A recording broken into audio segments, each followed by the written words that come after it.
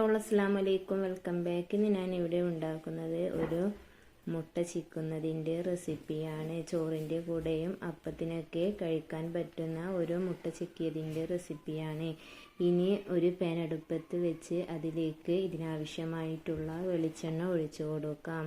വെളിച്ചെണ്ണ നല്ലോണം ചൂടായി കഴിഞ്ഞാൽ അതിലോട്ട് ഇവിടെ ഞാൻ ഒരു വലിയ ഉള്ളിയും അര പീസ് തക്കാളിയും 2 പച്ചമുളകും 3-4 ഇല്ലി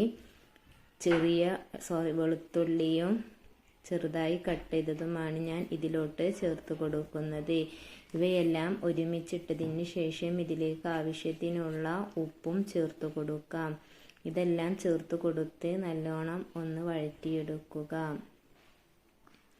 ഈ ഉള്ളി എന്നെല്ലാം ഒരു കളർ ചേഞ്ച് വരുന്നത് വരെ നല്ലോണം വഴറ്റിയെടുക്കണം.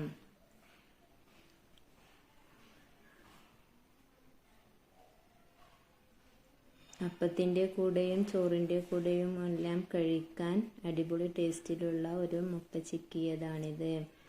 എൻ്റെ വീഡിയോ ആദ്യമായി കാണുന്നവർ സബ്സ്ക്രൈബ് ചെയ്യാൻ മറക്കരുത്. ഓൾ ബട്ടൺ കൂടി പ്രസ് ചെയ്യണമെങ്കിൽ ഞാനിടുന്ന വീഡിയോസ് നിങ്ങൾക്ക് നോട്ടിഫിക്കേഷനായി ലഭിക്കുന്നതാണ്. ഇനി ഇതിലോട്ട് 1/2 ടേബിൾ സ്പൂൺ മുളക് പൊടിയും, എരിവിഷ്ടമുള്ളവർക്ക് മുളക് പൊടിയുടെ അളവ് കൂട്ടാം, 1/4 ടേബിൾ സ്പൂൺ മഞ്ഞൾപ്പൊടിയും,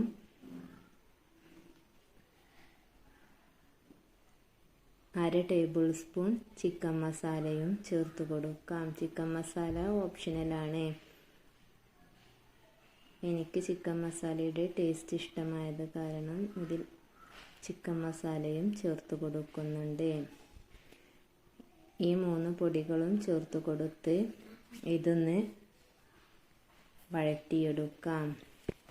ഈ പൊടികളുടെ എല്ലാം പച്ചമണം മാറുന്നത് വരെ ഒന്ന് വഴറ്റിയെടുക്കുക. ഇവിടെ ഞാൻ ഒരു കോഴിമുട്ട വെച്ചാണ് ഇത് ചെയ്യുന്നത്. കോഴിമുട്ടയുടെ അളവിനനുസരിച്ച് ഇതിലുള്ള ഇൻഗ്രീഡിയൻസിൻ്റെ അളവെല്ലാം കൂട്ടാവുന്നതാണ്. ഇനി ആ കോഴിമുട്ട ഞാൻ നല്ലോണം ബീറ്റ് ചെയ്തതിന് ശേഷം ഇതിലോട്ട് ഒഴിച്ചു കൊടുക്കുന്നുണ്ട്.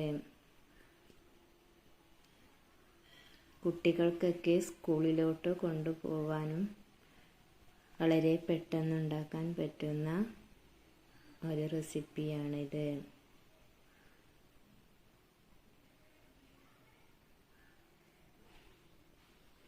ഇനി മുട്ട വേവുന്നത് വരെ നല്ലോണം ഇതൊന്ന് വഴറ്റിയെടുക്കാം.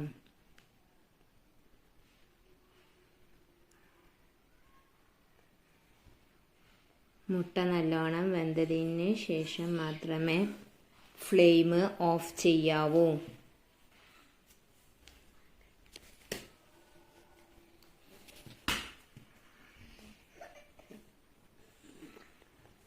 നല്ലോണം വേവിച്ചെടുക്കുക. അങ്ങനെ മുട്ട ചിക്കിയത് ഇവിടെ റെഡിയായി. വീഡിയോ ഇഷ്ടമായാൽ ലൈക്ക് ചെയ്യുക, ഷെയർ ചെയ്യുക, സബ്സ്ക്രൈബ് ചെയ്യുക. പുതിയൊരു വീഡിയോയുമായി വരുന്നത് വരെ അസ്സലാമു അലൈക്കും.